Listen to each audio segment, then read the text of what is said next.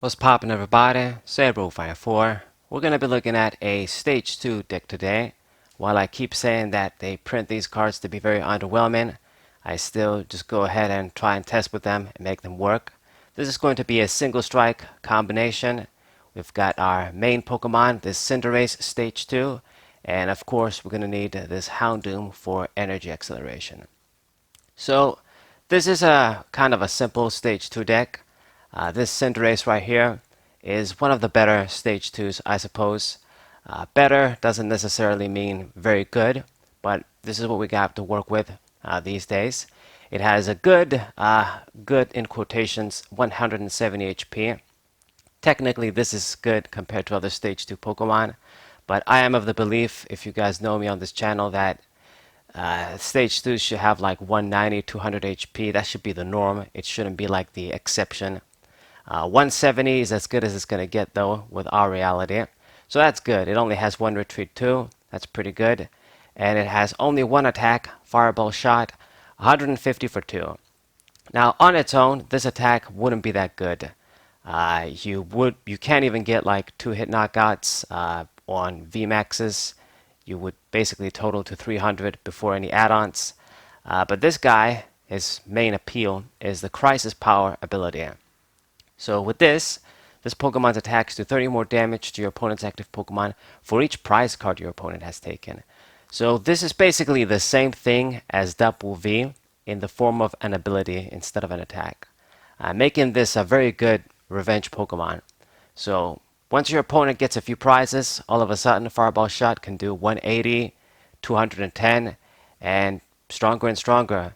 And of course, as a single strike Pokemon, it's going to be able to get the benefits of the single strike support cards. And with single strike energy, we can boost the damage even further. So before you know it, this guy can get one-hit knockouts on a lot of regular V Pokemon and put some serious pressure on even on the V Maxes. So this is why we're going to try and take advantage of this card. Pretty simple. It needs a fire and a colorless energy, so it would be kind of slow. We don't have Welder anymore, unfortunately. I kind of missed my shot to try this with Welder. But we do have this guy, Houndoom.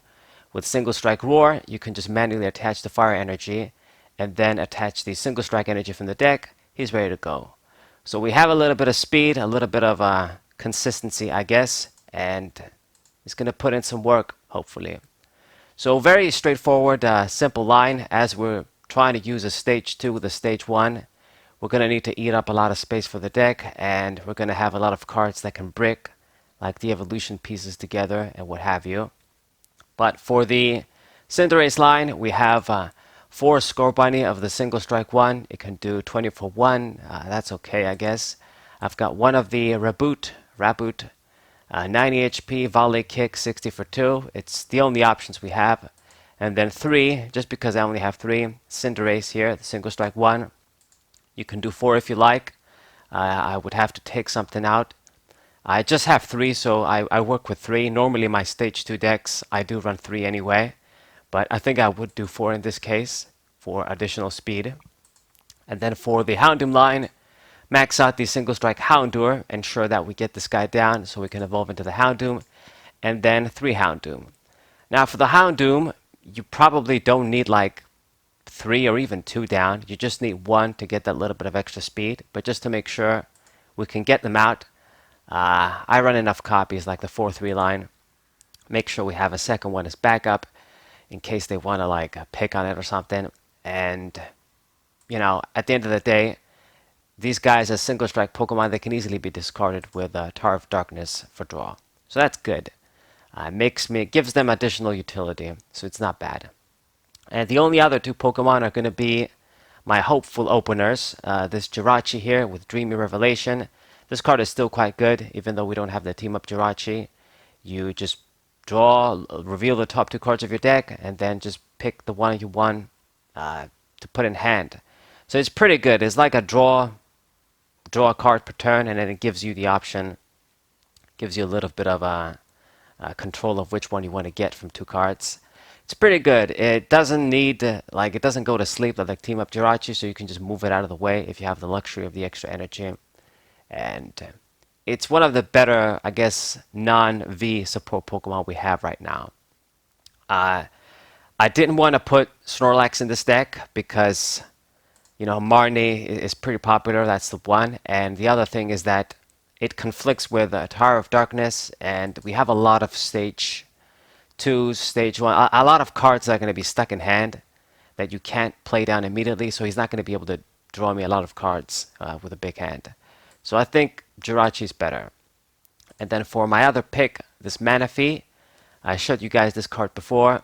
Ocean Search, once during your turn, you can look at the top 6 cards of your deck and grab a Pokemon. Can be evolution, can be basic. So it's pretty nice.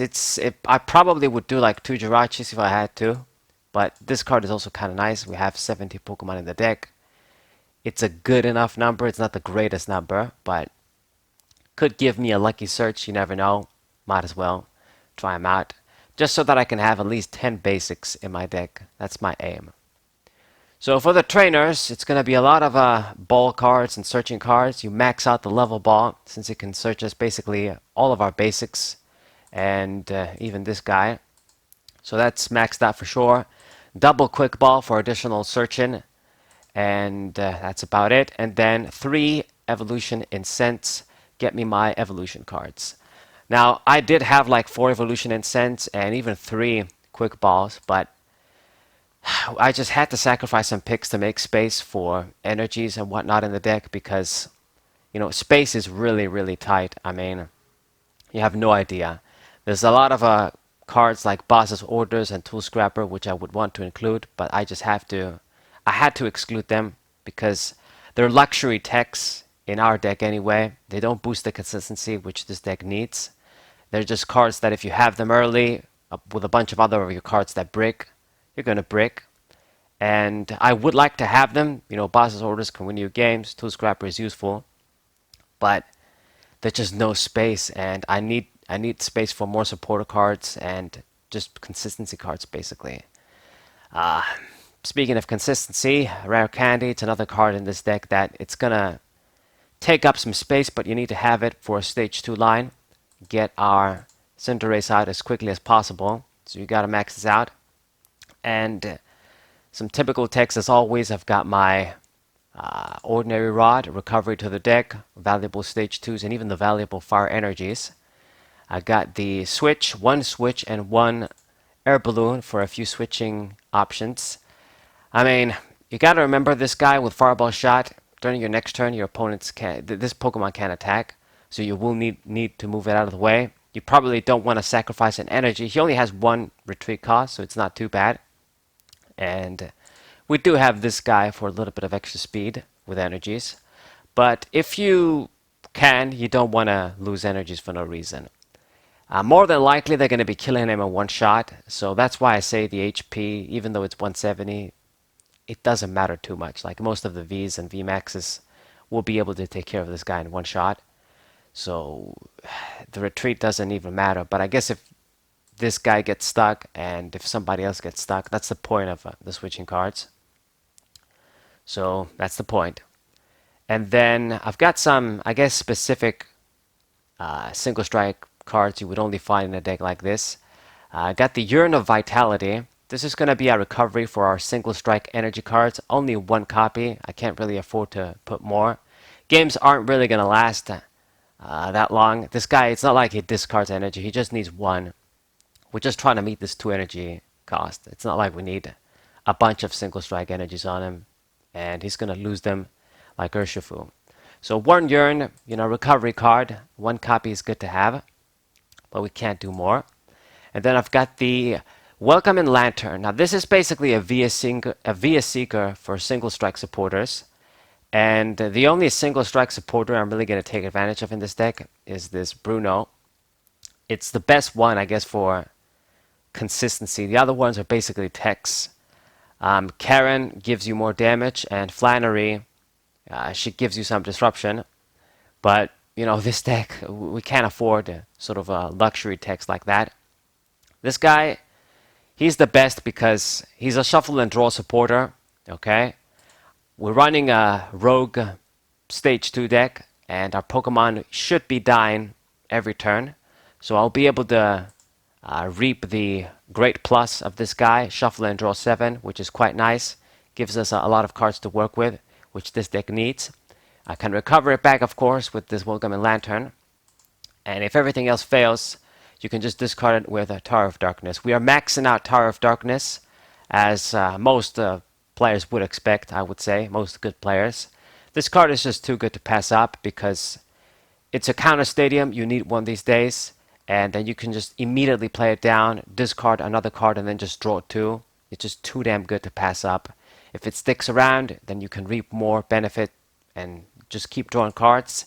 It's another thing that's going to help us speed up the deck as much as we can. So you got to run it.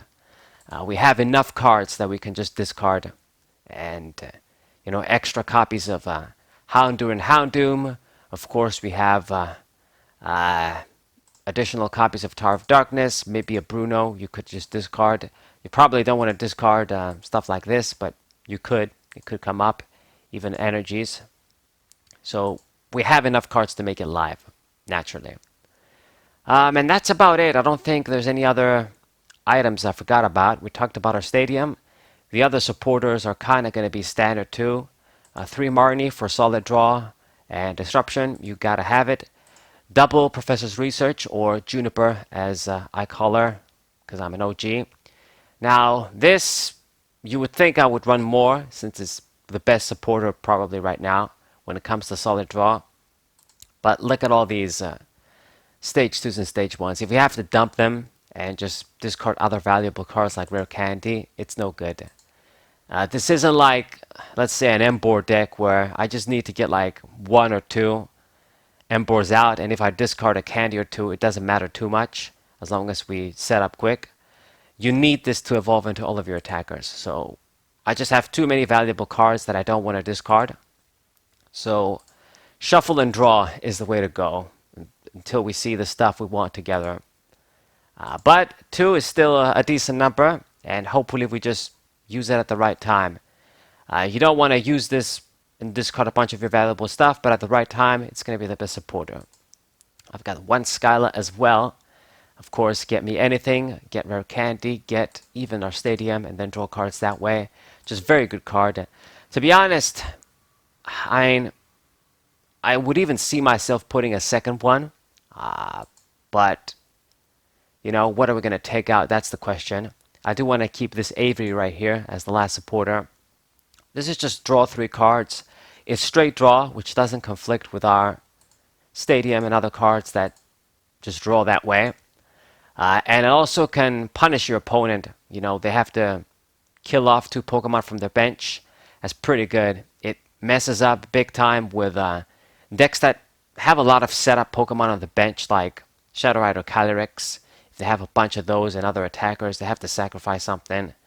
Of course, fluffy decks, they gotta sacrifice, perhaps the valuable fluffies or attackers.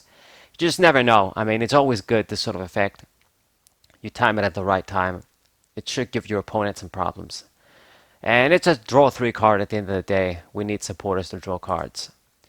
So this is basically it. I mean, I guess the energies, I can't forget about them. Single strike energy, max this out. And then the rest is just 6 fart energies. Now, I only have 10 energies. They're going to be very valuable, especially the far energies, because we do require them for this guy to attack. The single strike is basically a bonus, to be honest, in this deck. It's just to get this guy powered up quicker with this guy. The extra damage, of course, is a great bonus. But, I mean, if we had Welder, you wouldn't necessarily need this. We can recover these back with Yearn, so it should be okay, but we don't really have any other way to recover fire energies besides the rod. So you have to be careful. I don't have any way to search energies besides Houndoom. It's sad, but we can't really afford it. We don't really have any good energy searching cards now anyway. The fidget spinner rotated out, and we don't have like Capacious Bucket or something like that. Like I've said, space is really tight. And this deck, there isn't really any other way to build it better than something like this if you don't want to sacrifice specific decks. I could be wrong, but we're going to find out in the matches. Of course, I'm going to show you guys. It's a stage 2 deck. It's a rogue deck. You know, I mean, don't expect too much out of it. Just hope you get a few good wins here and there. And hopefully you can do even better. But of course, meta is the VMAXs and the Vs right now. The rule box Pokemon, as it's been for a long time now. But Cinderace, one of the better Stage 2 single strike Pokemon for sure. And we're going to make it work. We're going to try and make it work, as I always do. So this is the deck profile, guys. Hope you guys enjoyed it. Subscribe to the channel, leave a like, share this video with your friends, and I'll see you guys next time. What's up?